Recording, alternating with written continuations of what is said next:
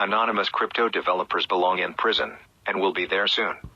In the months following the announcement of my company's first experimental title, Cyberstella, visits to my personal LinkedIn profile increased by an astonishing 300%. What does this tell us about the rising trend of anonymous developers popping up in every Web3 community to spam users with investment opportunities and then disappear from the face of the earth?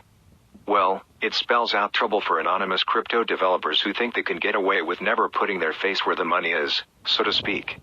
The fundamental principle behind crypto investing is a two-step process: issue your project's native token, leverage it for profit, and reinvest what you made into the project's development itself.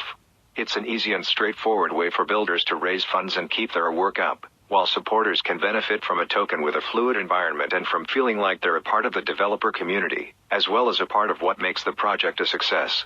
Of course, this model presents quite the scarcity of substance and opportunity for growth, which means that the macro crypto trend can leverage the price of native tokens. When Murasaki, the game studio building decentralized titles on the blockchain that I co-founded, announced its first project, I decided not to be one of those GameFi developers. I was going to put my face and my name out there, right next to Murasaki's and Cyberstella's, because I believe in the future of what we're building, and I believe that anonymity almost always spells out signs of trouble. Related, 90% of GameFi projects are ruining the industry's reputation. By looking at the LinkedIn data, I was right. People do care about finding out more about the identity of a founder or developer before they sign over their money. However, scammers have managed to successfully convince a portion of the GameFi community to act against their own best interest, contrary to how they would behave in almost every other scenario. And when they're done scamming one community, they move on to the next. After all, no one knows who they are, so it's easy for them to start over with a new audience. The cycle repeats itself over and over again, and the space's reputation keeps getting worse because of it. It's a true lose-lose situation for everyone involved, except the anonymous scammers. In poker, blind betting refers to the cards you are required to put down blindly before you have had a chance to see what they are, after which each player will do the same and either fold, call or raise without knowing what they are betting on or how it might turn out. In such a scenario, everyone is aware of the rules and circumstances, which means they trust that no other player will grab everything on the table and run. In GameFi, that's often what happens. I believe that anyone who boldly lies their way to full funding belongs in prison. Here's why their moment of reckoning is closer than we might think. It's actually not that hard to spot a scammer in action.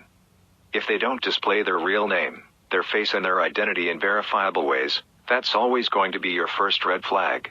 Next, look for a lengthy and detailed roadmap. It shouldn't entail a crazy amount of moving parts, nor should it be unintelligible and jargon-filled. But instead, it should just be a very clear and compelling explanation of what the project is about and what it aims to achieve in the next few months and years. If you can't find a roadmap, that's another major red flag. What about smart contracts? You need to be deploying smart contracts in order to deliver what you actually promise. Otherwise, that's strike 3. Related, GameFi developers could be facing big fines and hard time. Community is a huge factor for any Web3 project and anyone who's serious about building and evolving in the space. If your potential scammer project proudly shows off 50,000 members on Telegram and Discord, but only 5 or 10 people seem to be online at any given time, you might have another, huge, clear-as-day red flag staring right at you. Lastly, overpromising is a big sign that somewhere along the line, something will not quite check out the way it should. How can a project owner publicize a super high-quality AAA title they're in the process of building while also not doing much fundraising and constantly pushing back roadmap deadline after deadline? It's probably the easiest way to spot a scammer, and the one you should be most afraid of. The truth is, chances are that most anonymous builders are ready to run away with the money once they raise enough, as they don't need to try and actually turn the project into a success.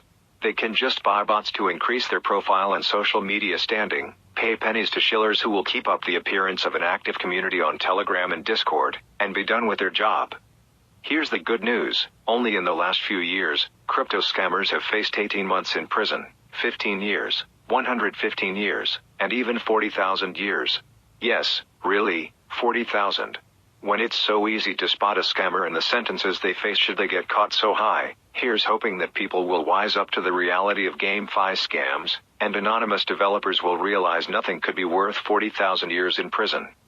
Shinosuke Shin Murata is the founder of blockchain games developer Murasaki. He joined Japanese conglomerate Mitsui & Company in 2014, doing automotive finance and trading in Malaysia, Venezuela, and Bolivia.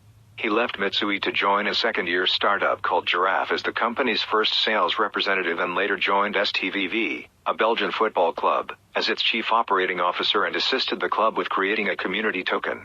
He founded Mersaki in the Netherlands in 2019. May 2023 be the year that we put anonymous crypto scammers where they belong, far, far away from the community we're proud of and even further away from eager investors' money. This article is for general information purposes and is not intended to be and should not be taken as legal or investment advice. The views, thoughts, and opinions expressed here are the authors alone and do not necessarily reflect or represent the views and opinions of Cointelegraph. Hi guys, to make my message short, I just want to say please click the subscription button so you won't miss any blockchain news, as we all know information is vital in our crypto journey. Thank you and I love you all. Keep safe and God bless.